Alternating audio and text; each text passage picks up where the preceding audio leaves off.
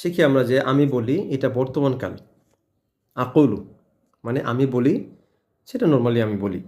তারপরে আমি বলেছিলাম, কলতু আমি বলেছিলাম, সেটা অতীতকাল, যেটাকে আমরা আরবি কাওয়াদের ভাষায় যেটাকে আমরা মাজি বলি, অতীতকালের এটা সাধারণভাবে এটাকে আমরা মাজি বলে থাকি। যে আমি বলেছিলাম, কলতু আমি বলেছিলাম, আমি বলবো, এটা ভবিষ্যৎকালে আরবিতে আমরা যেটাকে মুস্তাকবিল বলে থাকি।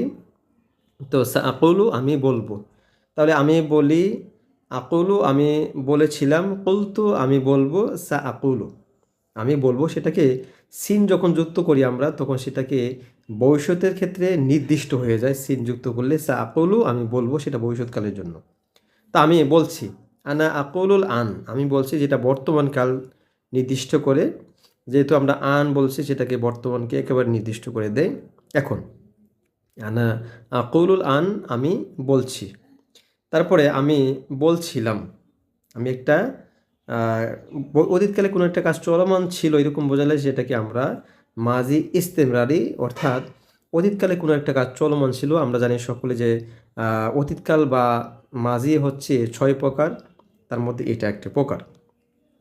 তারপরে আমি বলছিলাম, কুনতু আকুল আমি বলছিলাম, তারপরে আমি বলেছি, আমি বলেছি, অর্থাৎ এই মাত্র একটা কাজ যখন শেষ হয় তখন মাজির ক্ষেত্রে সেটা কদ যুক্ত করলে এটা এই মাত্র শেষ হয়েছে এরকম একটি কাজ বোঝায়। তো আমি বলেছি, কদ কুলতু আমি বলেছি, আমি বলতে পারি, আস্তাতিউ আন আকুলা আমি বলতে পারি, আস্তাতিউ আকুলা আমি বলতে পারি, আস্তাতিউ আন আকুলা আমি বলতে পারি, আমি বলতে পারতাম।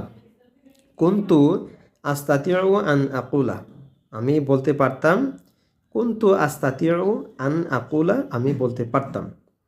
আমার বলা উচিত, আমার বলা উচিত, ইয়ামবাগি লি আন আকুলা, ইয়ামবাগি লি আন আকুলা, ইয়ামবাগি মানে উচিত, লি আমার জন্য, আন আকুলা বলা, তো আমার বলা উচিত, ইয়ামবাগি লি আন আকুলা আমার বলা উচিত, আমি অবশ্যই বলবো।